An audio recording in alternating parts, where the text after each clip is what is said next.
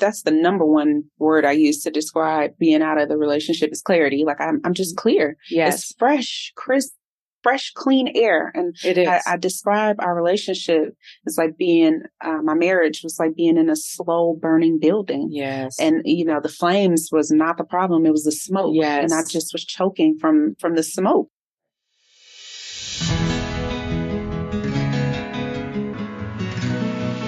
Welcome to the That's Where I'm At podcast.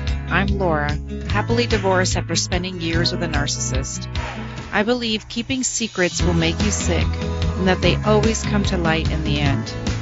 As women, we're often told to be quiet, don't share your story, don't talk about the things we go through. It's making women sick, sad, and suicidal. We don't have to be on the other side to share our story. This show is for the women still in the middle of the mess, but showing up bravely as they heal. It's time to share these stories with each other so we can learn, grow, and heal together.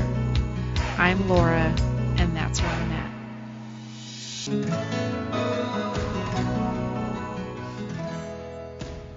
Please take note that this episode may contain subjects that may be triggering to certain listeners. Please take care when listening today. Hi, guys, and welcome to the That's Where I'm At podcast. Today, I have Netta as a narcissist abuse recovery coach. Netta is dedicated to helping women realize their worth by helping them identify signs of narcissistic and emotionally abusive relationships that are ultimately destroying their confidence. She gives them tools to rebuild their self-esteem. So welcome, Netta. Thank you. Thank you so much. It's such a pleasure to be here with you, Laura.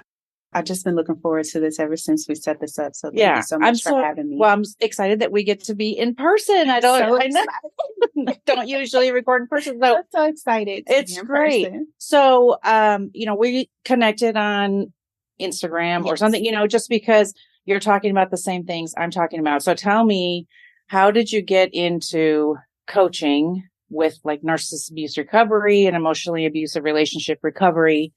How did you get into that? Well, I got into narcissistic abuse coaching just through my recovery. So I was in a narcissistic relationship with my husband, 9 years, just 9 years of psychological abuse. Yeah.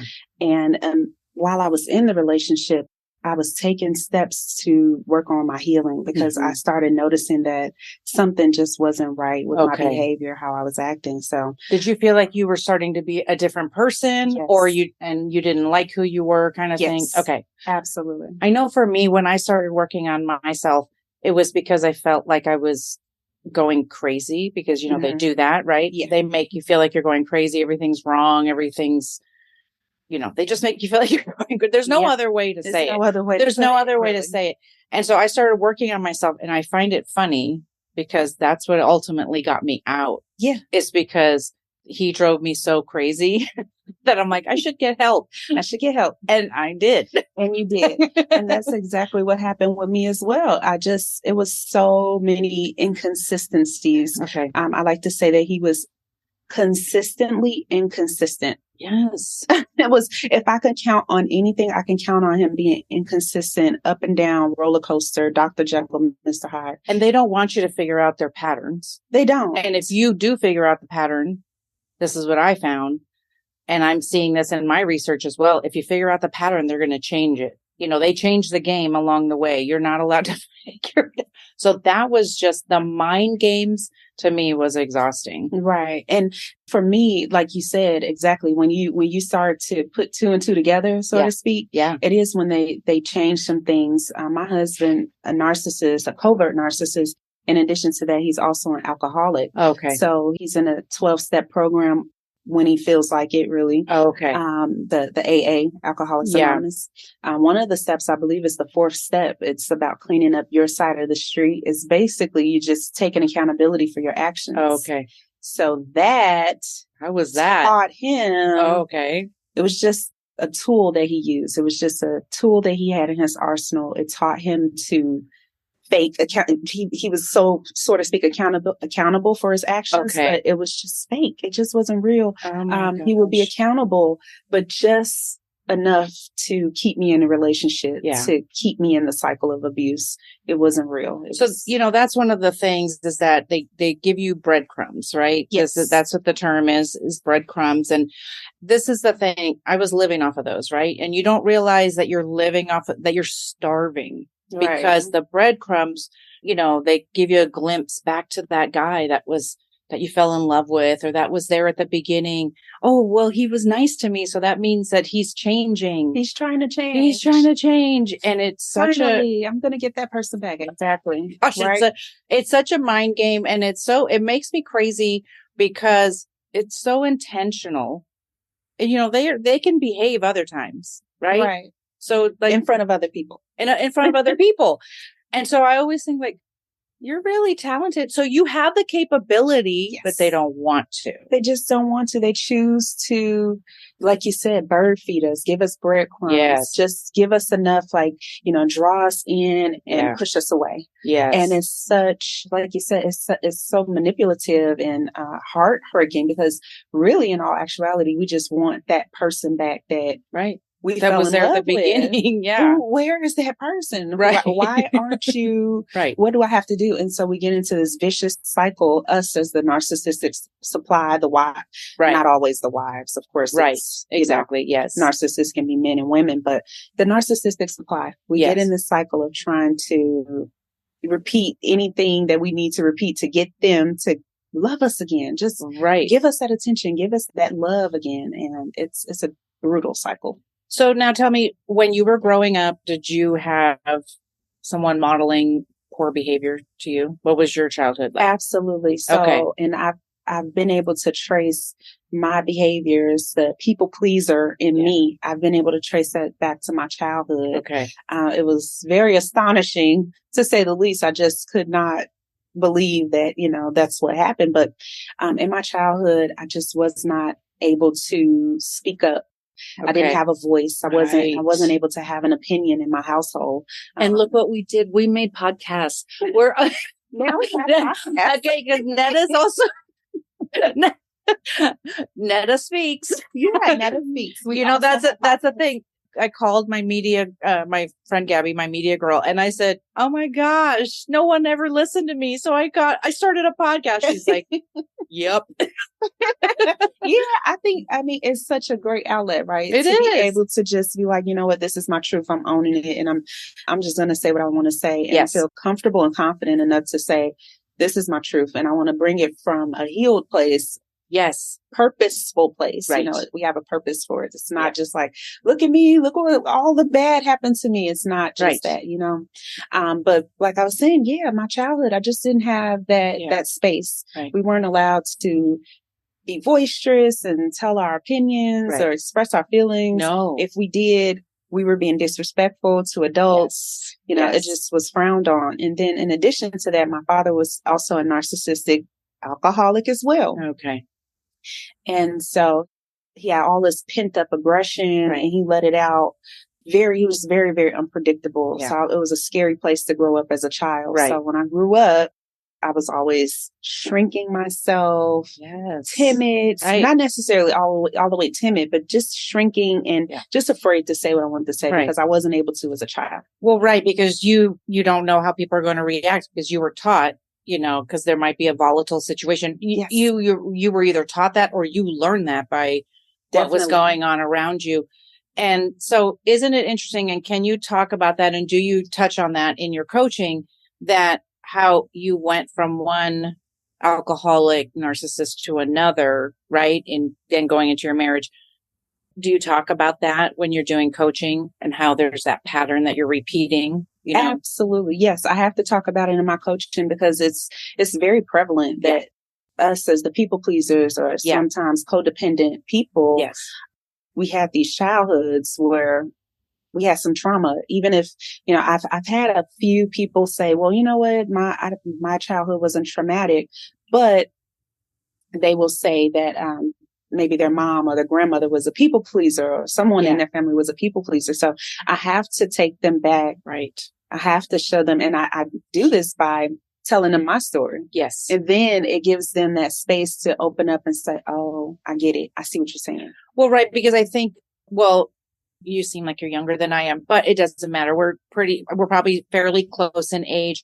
And we were taught probably because say before even the internet, right? If they weren't beating you, then you weren't being abused, right? And so now we have this other kind of language where we can talk about emotional abuse. Right. And we were talking about this last night about how people will say, I had a really good childhood. And then I say, I'm telling you, I don't know how many podcast interviews I've done. And then like 10 minutes in, I'm like, was it?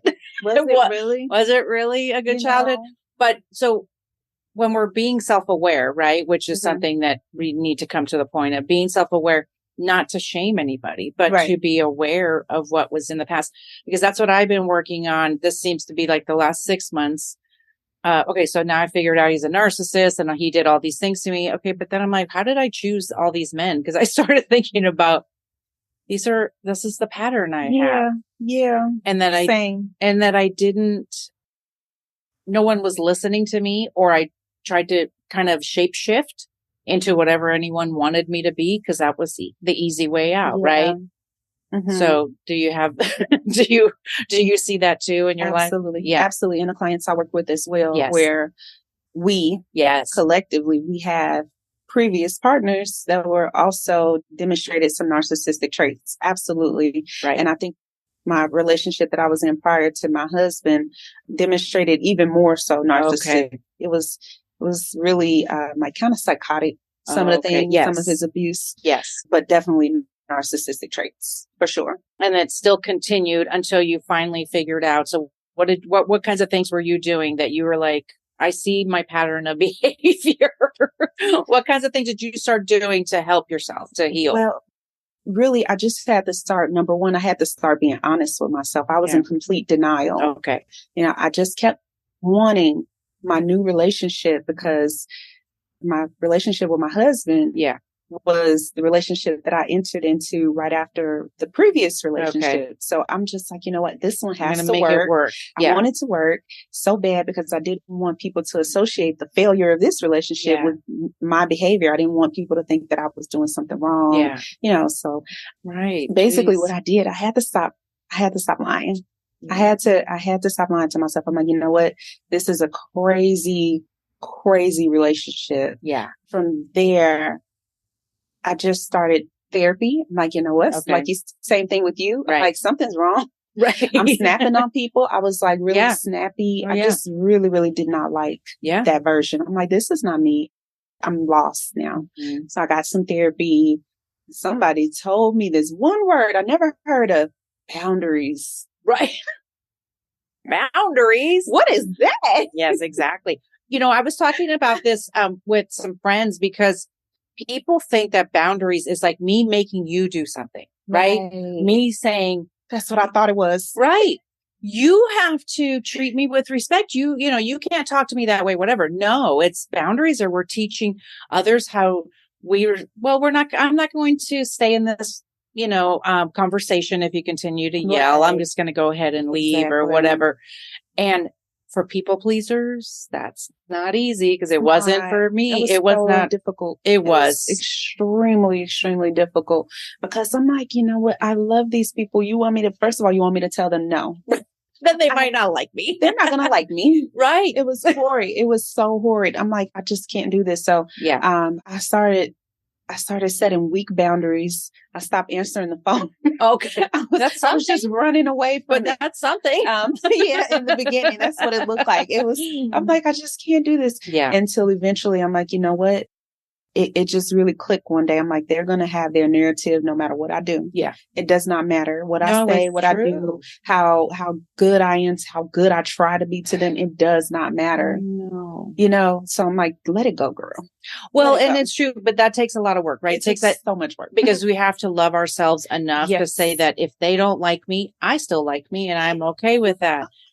It's like, but that takes a lot of work. It takes a lot of work to really just, debunk all those myths. And that's what I say a lot. I debunk all the myths that I had set up in my mind. I made a mental prison and I was living in a mental prison, a mental hell. Right. And I'm like, I don't have to be here anymore. Right. One of them was, I was this bad person. I was a horrible person.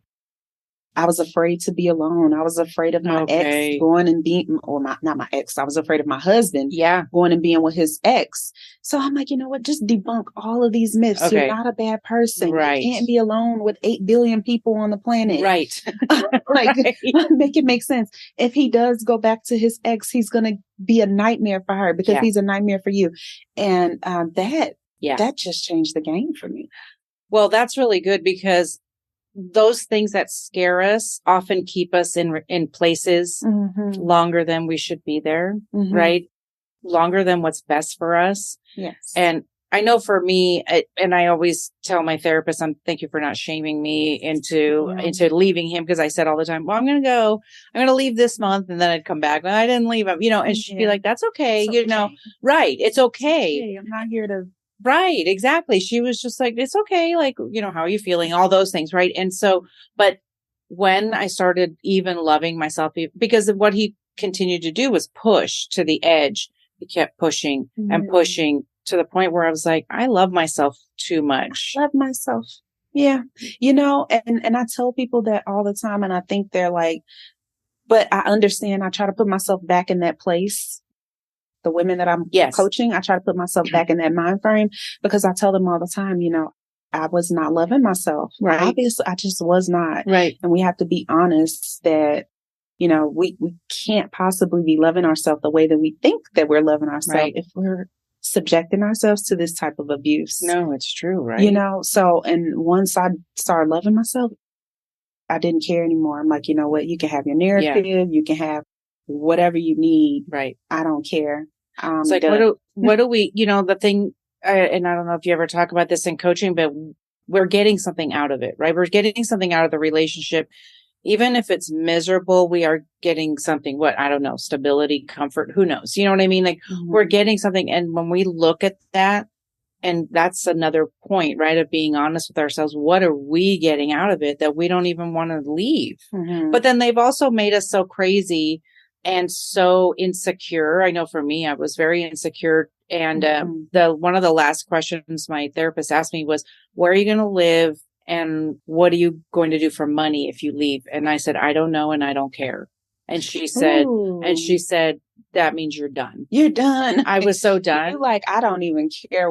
I knew it. And 8 billion people in the planet, right? And I have family and I have friends, and I knew I wouldn't be living in my car. You know what I mean? But at that time, living in my car sounded better than staying one more day, right? Especially, you think about it. I know I spent a lot of time in my car, right? Like not coming home and not going in the house. Going in the house, yes, because it has to start.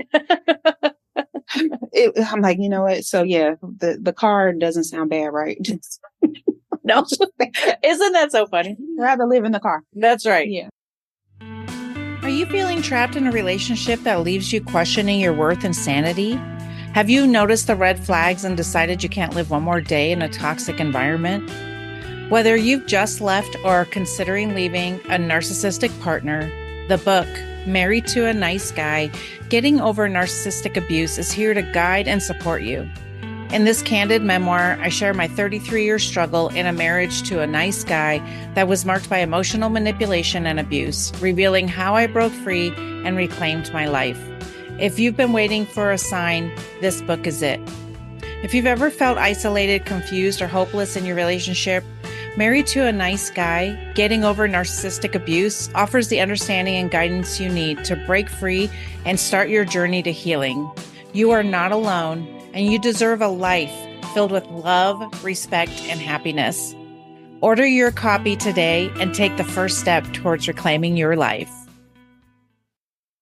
Okay, so tell me how did you get into the coaching part after you're doing therapy and stuff like that? How did you decide to do that? I started getting into coaching because I'm looking at the content that's being created, and it's a lot of wonderful content creators surrounding narcissistic abuse and recovery, and I really love it. However, I'm like, you know what? I need to share my story. I need to get my message out here, because I feel as though a lot of people are really stuck on the narcissist. Yes. And studying the narcissist and their behavior and their traits. And we just study inside out and you're not going to find any growth there. Yes. Yeah, we understanding the narcissist and the behavior and having someone say, you know what, I went through the same thing. It does feel good, but now we need to move forward. Right. And the only way we're able to do that is to recognize our behaviors, how we're showing up, our people pleasing. Really? Yeah. Well, because you don't want to continue to do the same thing over and over when you leave. Now, are you still with your husband? No. Okay. We're separated and we're in the process of getting a divorce. Okay. And so it just got to a point where you said, this is too much. You know what? I say this a lot. I left on accident. I really did. Okay. I really did. Honestly, I did notice that he has some narcissistic traits. Okay. I wasn't fully set on him. Yeah. I'm like, I wasn't really sure. But then I started healing, right? And it felt so good. Yeah. I was doing yoga and meditating, my positive affirmations. I felt amazing. And I'm like, I can put up with anything. Okay. I can put up with anything. So I'm like, if I live in complete harmony with myself, then this abuse, this situation, it won't look like abuse anymore. It's going to look like something else. Okay. But no, that's not what happened. Okay. I woke up one day and I was like, this is crazy. Yeah. What am I doing? Right. And I was just done. It becomes almost like highlighted, right? Like it's even, as soon as I said I was done, like he was talking sometimes. I don't even care. He was talking and I was like, hey, can you stop talking? Because I don't care what you have to say. And I would literally stand up and he'd be like, how dare you talk to me that way? And I was like, I'm done and I don't care what because it was just, he was telling me his, whatever his amazing story was of whatever, right? That I had to listen to for 33 years, but I didn't care at that point.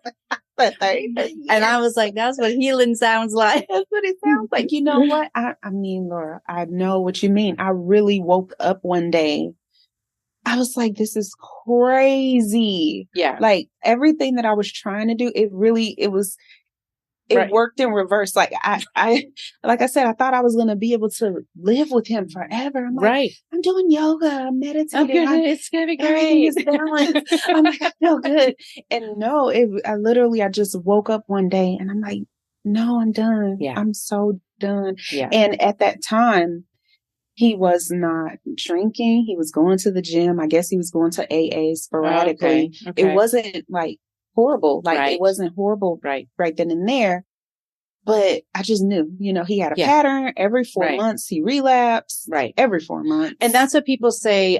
People have said, I was listening to another podcast about this kind of behavior, right? And the pattern. And, this person said, well, I was going to separate from my husband and give him like a year.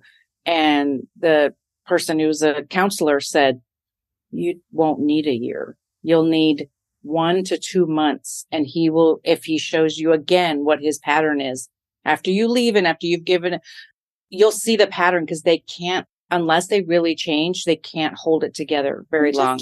They can't. They really honestly cannot hold it together long. And it's like, why? I'm like, why am I putting myself through this? Yeah. I just deserve so more. much better than this, and that's where I was at with it. And so from there, I was able to forgive him. Okay. Honestly, just forgive because I didn't want to hold on to that hate and that bitterness and that resentment. Right. So I was just able to just move on. And first of all, I had to forgive myself. Yes. Because I'm like, you know what, some of the things that he put me through, the physical abuse, some things I couldn't even tell myself for a very long time, let alone I haven't even been able to share everything, the physical abuse. Yeah. And I just had to forgive myself. For making the choices. For staying in that, to have someone physically assault me. Yeah. And stay. Yeah.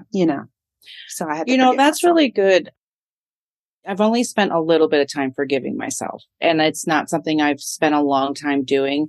I have a lot of people around me when I say like, I can't believe I stayed so long. And so many people have said, don't beat yourself up. I was there 33 years because I trusted him.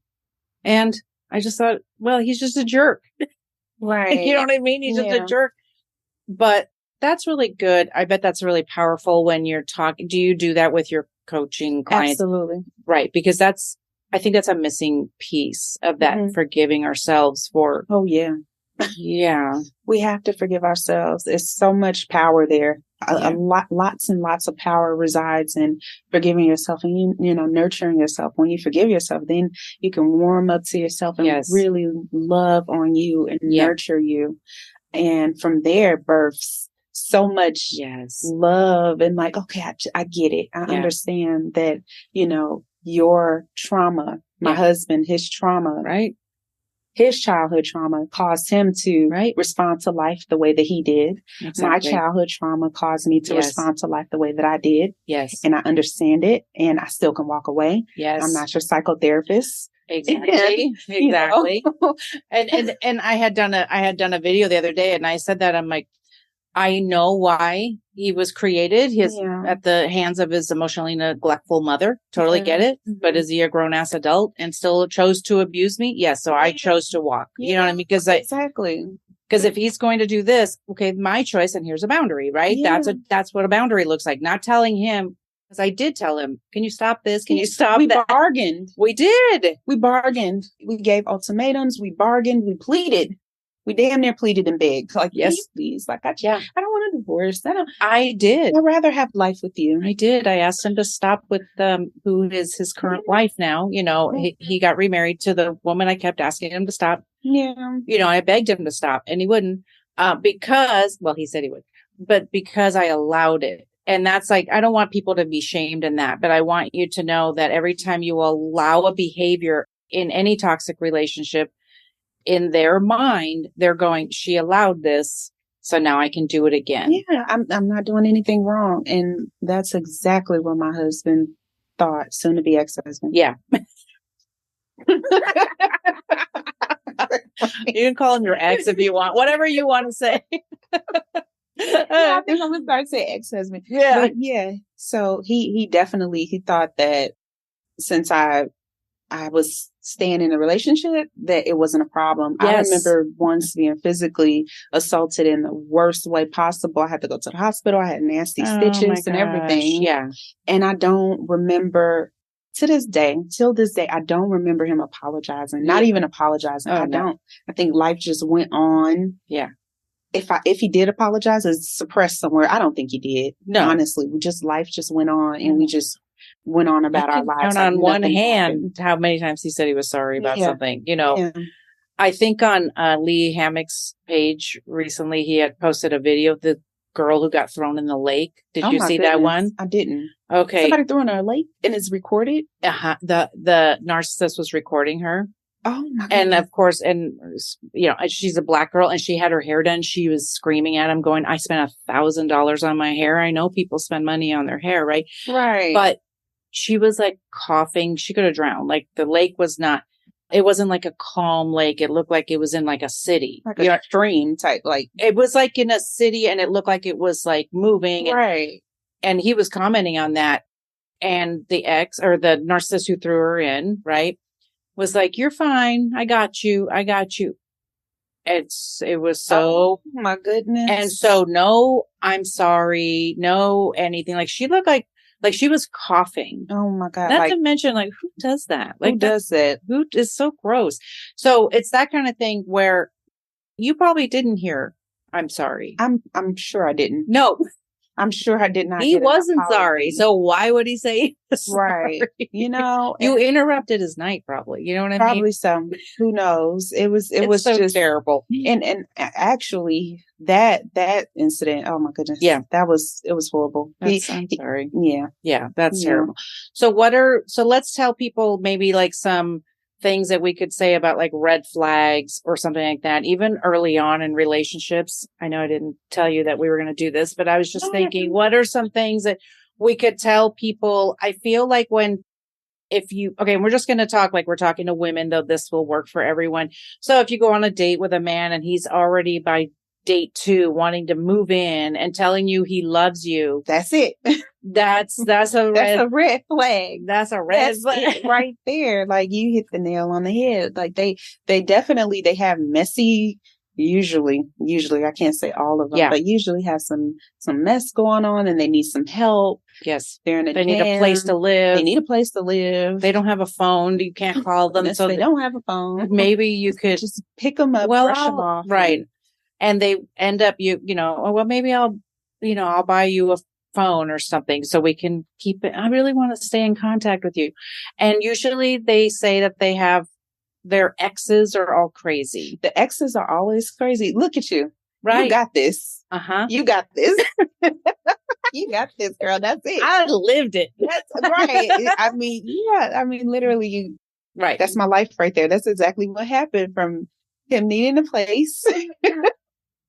He literally moved in with me. He came to visit from out of state and he never left.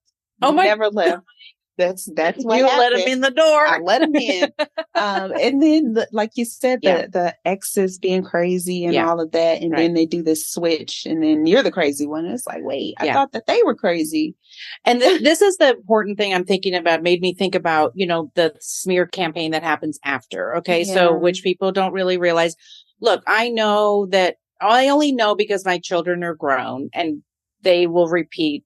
They think their dad's ridiculous and they will repeat back to me some of the things he says. And I'm like, okay, because they know it's not true, Mm-hmm. And the thing we have to remember is if we love ourselves enough, then even though they're talking poorly about us, it doesn't matter what they're saying. It doesn't matter. Because they've been lying for all this time. They're going to keep lying. And, what I've come to realize is we have to mind our own business. I say that a lot. Like, that's not our business. That's their business. It belongs to them. Yeah. We can't police other people's thoughts. No. Like, why?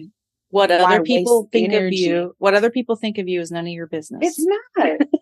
It's not, and that's a trait of characteristic of a people pleaser, a codependent person. Yes. We're always extremely preoccupied with what other people think. Yes. Okay. We are. So we just have to be mindful when that happens. Like, nope, I'm not going to take the bait. Yes. No. Yes. I'm going to resist. Right.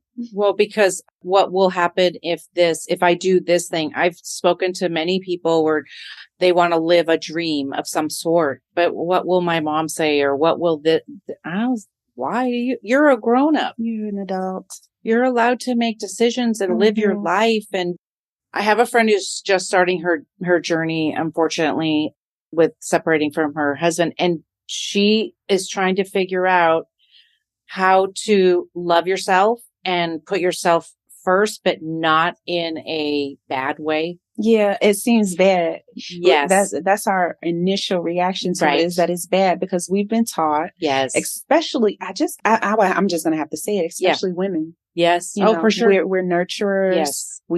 One of the first items they give us when we're a child is a baby doll for us to care for. Take care of this. Take care of this baby.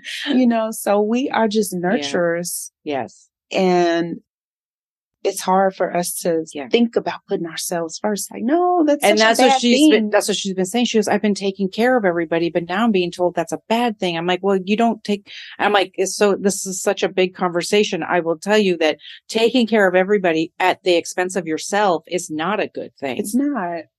And so people have been commenting. And so she's like, now she's getting it as a negative. I'm like, I don't want you to beat yourself up. You're a great person. We've just been taught wrong. We just were taught wrong. Yes. By well-meaning people, Yes. My grandmother, she taught me this. I love my grandma. Yes. Obviously. Yes. My mom, my other grandma, they taught me, I'm sure your matriarchs taught you as well to put other people first because that's your family and that's your dad and that's your cousin and they always come first, even if they're abusive. And that I had that as well. My father, abusive and violent, not that he was physically abusive. He was psychologically abusive towards me and my brother, physically and psychologically abusive to my mom. Yeah. But, it was just always, that's just how they are. Right. Get over it. And it's your family, but it's okay. It's your family. It's okay to cut ties with family if they're so toxic. Please do. Yeah, we can. So I definitely agree. Just do what you have to do. If you have to cut them off. I've been in no contact with my father for 2 years. Oh, really? Yeah. Just because you know what, I was going about, like you said, the boundaries. Like, you know what, I'm going to say my boundary and, you know, but I didn't know, they didn't tell me that abusive people, they're going to go into a rage. They do not like it. They don't like it. And that's what happened. They went into rage, smear campaigns, my own father, smear campaigns against me. Yeah. And so I just had to remain no contact. It was just what's best. So friends, podcast viewers, definitely we have to reframe our thoughts around putting ourselves first. We have to put ourselves first. We just have to. It's not selfish to put yourself first. I always think it's so selfish at first. Oh yeah, for sure. Well, when we've been taught this way, right? We've been taught this way all our life. You put others before you. And I understand that. But if you're not any good, you can't pour from an empty cup. Right. You can't at all. Literally. You can't. And it's so. Nothing to give. And then the takers, they're going to take it all. And for sure. And then you don't even know like why you're snapping on people. Right. Everybody done took everything. I don't have anything else to give. and we don't know because nobody ever said you have to replenish yourself. You have to take care of yourself. You have to nurture yourself. No one told us a thing. And, you know, I think this self-care thing, you know, yes, getting a massage and all that stuff is great. I think self-care is more than that. It's a deeper understanding. It's a deeper, intimate relationship with yourself. Yes. Of understanding. What is it that I really want? And it could be something simple, like I want to sit down at the table and have a hot meal when everybody else says, I don't want you to make me get up and get all your food. I mean, of course, if you have toddlers, that's different, but I'm talking about your adult, your teenage kids and your adult kids. Like, no, get your own stuff. I agree. And then just even small things, teaching my kids how to be more helpful in the household. Just like, you know what, we're a family unit.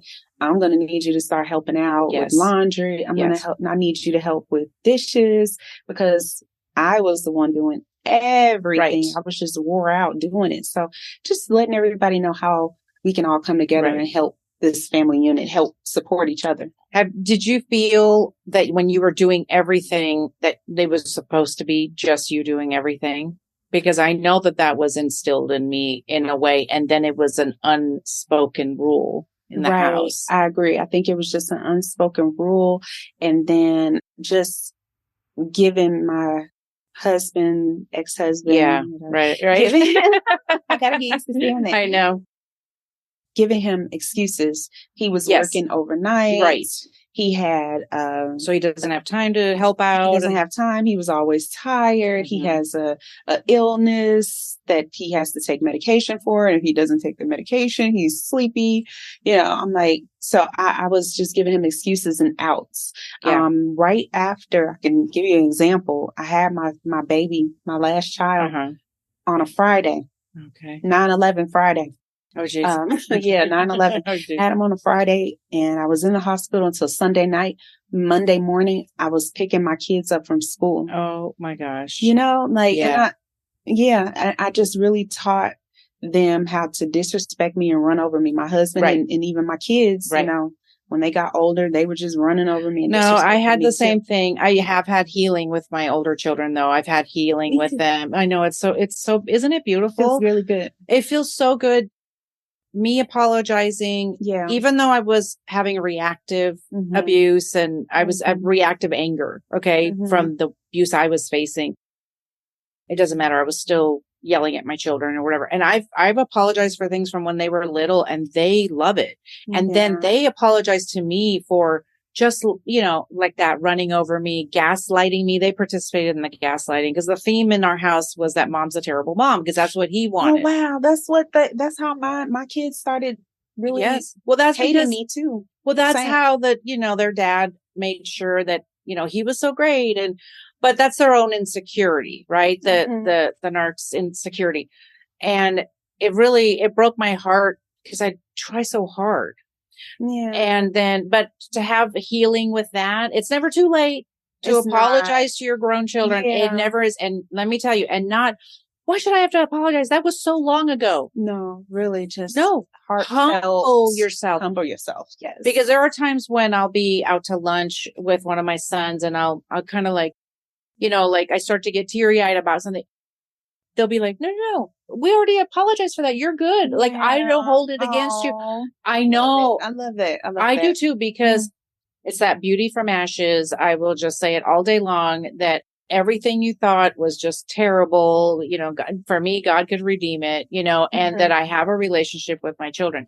So one of the things about doing everything around the house is I know some women, and this comes back to the self-worth. Some women feel like that's their identity. It was my identity. Yes. And I just have to point that out, that is another trait of codependency and people pleasers. Okay, there you go. Yes. It's a huge, it's our trait. It's our red flag for ourselves that we tie our entire identity to what we do for other people. Yes. And it's never enough for us. Right. And you almost feel resentful sometimes. Like you can't do anything. No one does the dishes because you've created the environment that no one should do the dishes. Right. Because somehow it's supposed to be feeding you, right? Right. But it doesn't. And all it's doing is making you bitter. Makes you extremely bitter. You in there slamming pots and stuff down. Right. I agree. And absolutely, it was my entire identity. Everything that I was doing, like the laundry. I talk about this a lot. Yeah. About the perfectionism. I was really striving just to be perfect, this perfect housewife, because my husband was, alluding to the fact that I wasn't good enough. Yes, of course. So I'm like, so-and-so does it better. Have you seen so-and-so's house? Yeah. I hated when we went over to other people's homes for parties and stuff. And I'd be like, gosh, it's so decorated, so pretty. And he'd be like, well, she has a really good eye and stuff like that. And I would think, but if I bought a new, I don't care what it was, clear glass, anything, right? It would be like, why did you get that? It's wrong. It's wrong for this space. I could not make any decisions. You couldn't. Right. I agree with you.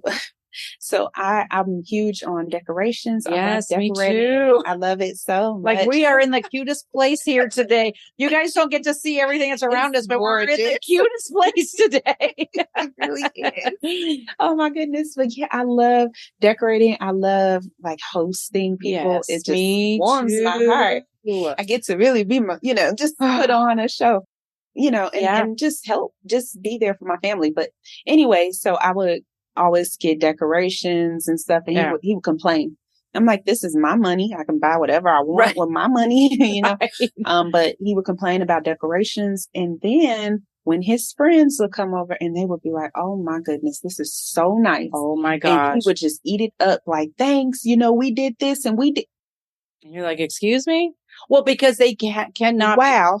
You cannot be better or bigger or anything than I know that when some of his friends loved me, because of course they would, we didn't see those friends very much because they liked me too much. Wow. So they might even like me more than they like him. Wow. Because I'm likable. Right. And it doesn't go along with what he's been telling them maybe behind the scenes that I'm a terrible person. I'm a terrible person. I'm a terrible mother and all those things. Yeah. And now they see, well, Laura seems delightful. Yeah, it doesn't seem so bad. Because I really am. Because I am. Well, and I have to say, the one thing I noticed since I've been divorced is that I'm not an angry person, because I was an angry mom. I was an angry person, and it runs in my family and runs out with me, but it runs in my family. Right. And because I feel like there's a pattern of abuse there in the family, right? And it's funny how I removed myself and started loving myself. Mm-hmm. And I'm like, it's amazing how I'm not angry, because I don't have somebody poking me, saying you're terrible, you're terrible. Under the table too, right? Right. It's not like this. No, it's not. Like this. No. It's every little, even if you make their favorite meal, it wasn't quite good, and my mom made it better or whatever, right? Everything. You can never good enough. Never. Nothing you did. You never got any praise whatsoever. Not even for a meal. It's like, what do I have to do? I used to love, it's so weird. I love when friends or family would come over and I would cook this delicious meal, and they would tell me, oh my God, this is so good. I never heard that. No. I don't care how good, how much I tried. But yeah, and I agree with you.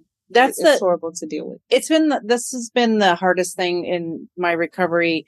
I feel like I make really good strides, and then something will happen. And yesterday during therapy, this is what the button she was touching was, I still want approval for certain things from other people. Mm-hmm. And I'm trying to learn, because it's part of that self-love, right? And being, and so that's been hard.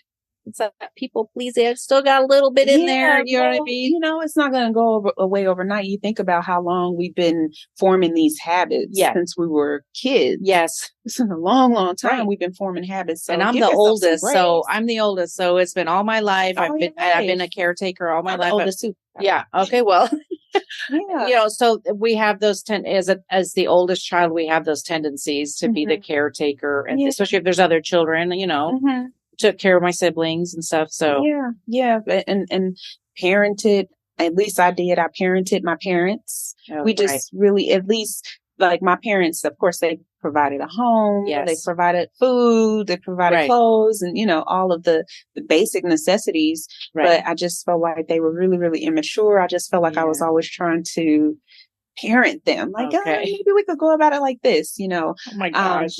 So that's a whole thing. That's a whole huge thing. That's a thing when you feel like you're parenting your parents and your child, and so that doesn't sound like trauma, right? It doesn't necessarily not the traditional physical abuse, right? And that was I was struggling with that for many years as well, because I'm like I didn't get the physical right. I didn't get that. So your childhood was good. So that means your childhood is good. Because I had a roof over my head. I had a roof over my head. I had food. My parents loved me. Yes. I guess. Right. I guess they love me. They, in their way. In their own way. They gave you food and that was their way. That was their way of showing. But some of us need to be told. Yeah, and that's why I say all the time, I'm like, what, I lived, my mom was home every day. Yeah. So understand, like, her physical body was there, but she was checked out. Exactly. Yes. She was emotionally checked out. I just don't remember having many conversations with my mother. No. And she was home every day. Yeah. She was there every day. A meal was there too. Yeah. She was there, and some food was on. And so they have their own issues, right? They have their own trauma and everything. My father, and then her father. Yeah, my dad was a narcissistic alcoholic. Yeah. Her father was a narcissistic alcoholic. So you can see we have a pattern here, and I've just been breaking the patterns. And that's determined to break it. And that's what I think it's important. It's time to break the patterns. I mean, seriously, it's not too late. And that's why I always say it runs in my family, but it runs out with me. I'm not interested. Right. I'm not interested. I have conversations with my kids that I never thought I would have. And I was never allowed to have, because my ex wouldn't let me talk about certain things or whatever. But we have conversations like, I do not want you to move forward in life.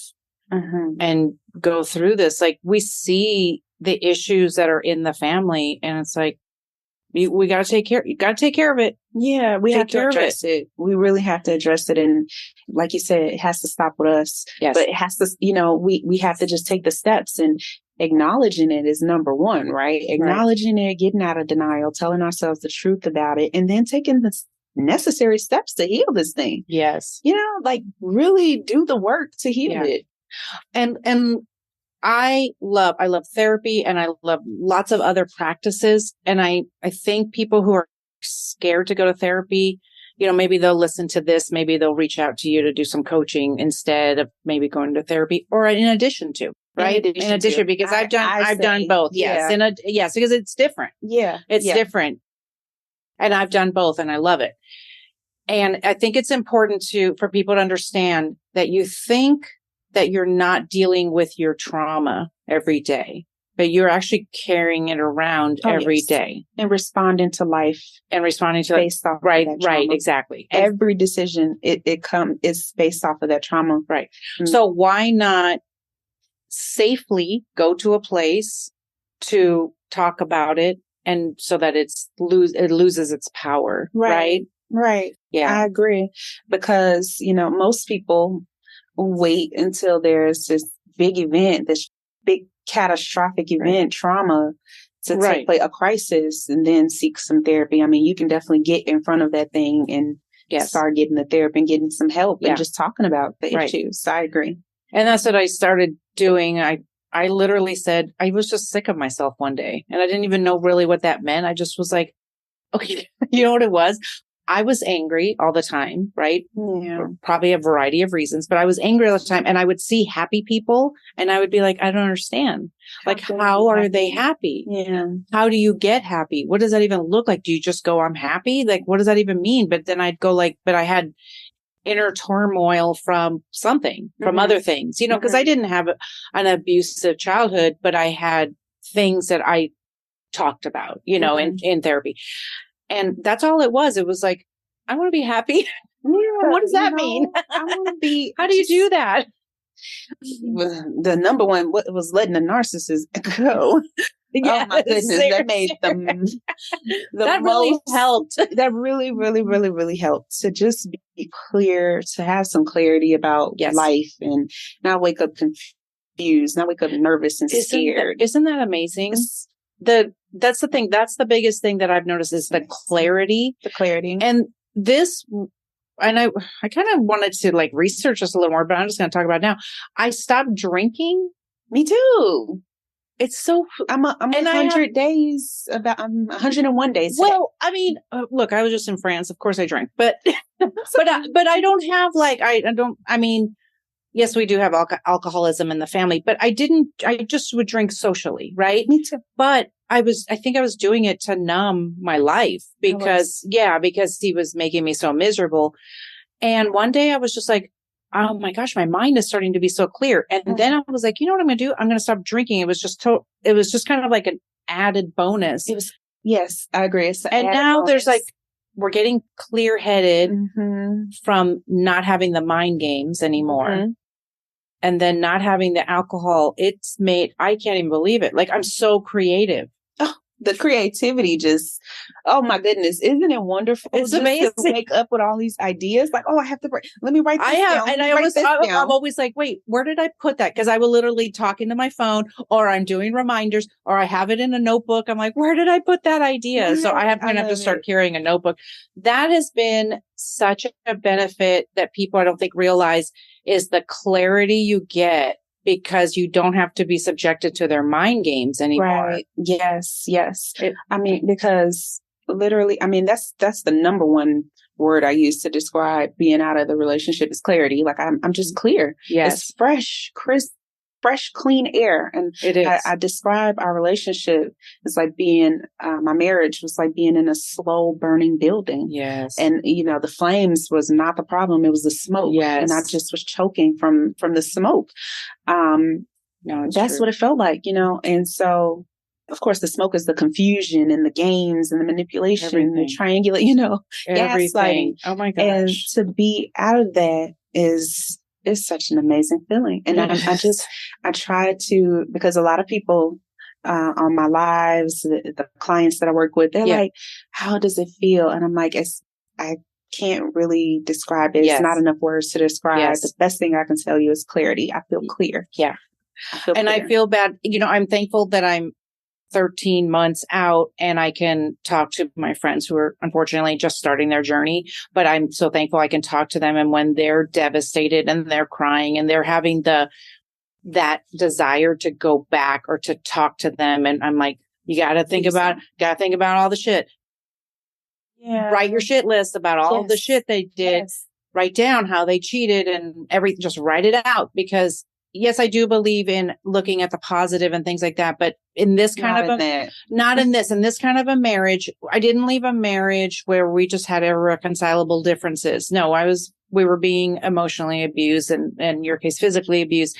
And so I just started writing things, and I have it in my phone. And anytime I was like, oh, I miss him, I'd be like, and he did this and this and this, and I'm worth more than that. You're worth more than that. I had to do the same thing. I wrote me this really long, it's probably like a 12-page letter. And I pull it out whenever I need to remember myself how horrible. And I describe everything from how I felt, the assault that took place, what I smelled, what I seen, everything. I just describe everything. And so that's just an excellent reminder. That might be a good book. It will be. Okay, it will good. Be. It's going in my book. Okay, it will be. It will be. Yeah. So, that's what I do. And another thing I always tell myself that wherever I'm headed. Yeah. Like how you said that you don't know what was going to take place, if you're going to be able to take care of yourself. Right.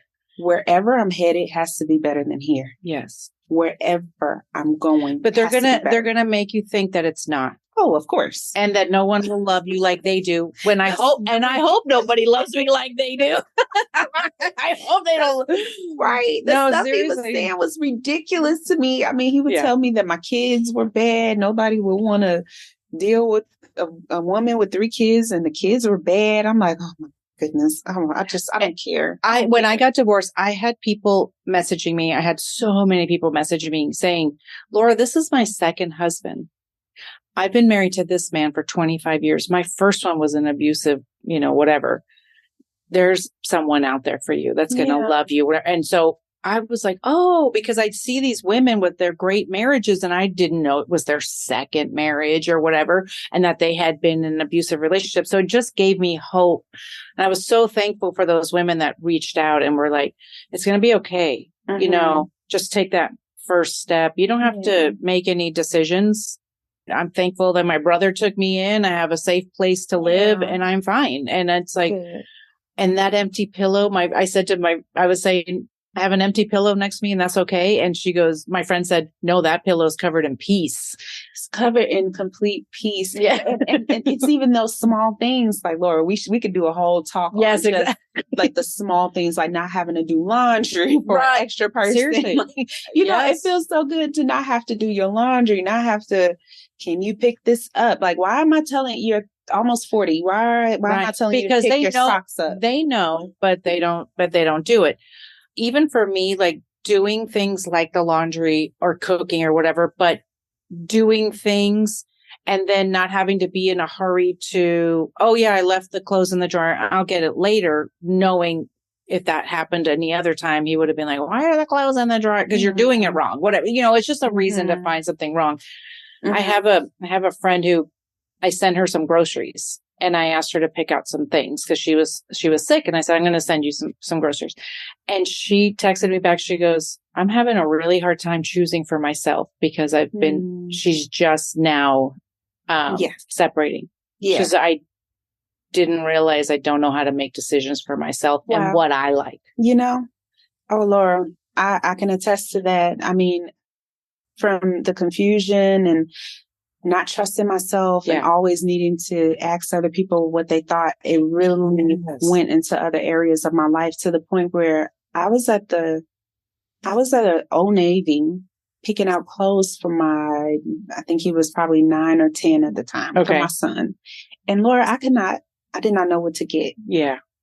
Old Navy. Right. Get a red shirt, get some blue pants. I was going to say, there's not that many choices. I literally, I'm like, I don't know. I called someone and I'm like, I'm a FaceTime you. And what do you think? Yeah. Right. Because God forbid you make your own decision because it could be wrong. But there's that mental mess, right? That we have clarity now. But even that, I remember I could not make decisions. Yeah. It was so hard. You don't even notice how bad it gets. No. It's just so subtle to the point where like me, I'm standing in this store and I'm like, I don't know what to get. I don't know what to do. Yeah. It just happened. It was really good. I told her, I said, I'm really proud of you for being so self-aware that I know you're having a hard time, but look at how self-aware you are. That's a good thing. That's a good thing. Mm-hmm. So good. Well, I'm so glad you were here. Same. Where can people get a hold of you if they want to see you online or get a hold? And we'll put everything in the show notes so people can just click on links and stuff. But where can people see you? Absolutely. You can see me on Netta Coaches. So my website is Netta, Netta Coaches, COACHES.com. Yeah. NettaCoaches.com. And then my Instagram and TikTok and Facebook at Netta Speaks. Mm-hmm. So you can find me there. And like you said, it will be in the notes. Yes. So I do have a 12-week coaching program. Oh, perfect. It's coming up. It's October 30th. It's really, really and this will intensive. come out after, but they'll still get a hold of you if you'll always. I'm doing it again. I'm going to keep running this program over again. Yeah, and we'll put all that. So yeah, you guys get a hold of her, and if anything resonated with you today, of course, leave a comment, and of course, and go follow her on Instagram and everything. Please and thank you so much. Thank you so much. Oh my goodness, I want to hug her. Okay. We're going to have to edit that out, Jen. No, we're going to leave it. Well, thank you so much for being here. Of course, leave comments on social media if anything resonated with you today, and tell us you love us and all that stuff, so that podcast land knows that you want us to continue talking. So thanks so much. Thank you for being here today. Thank you so much. All right. This is amazing. All right. Talk to you next time. Bye. Thank you for joining me today on the That's Where I'm At podcast. Did the story today resonate with you? Do you think others would benefit from hearing the stories we are telling? Please go to Apple or Spotify right now to leave a review so everyone in podcast land will know you love the show. We want to continue sharing stories of hope and healing. I'll be back next time. I'll talk to you then.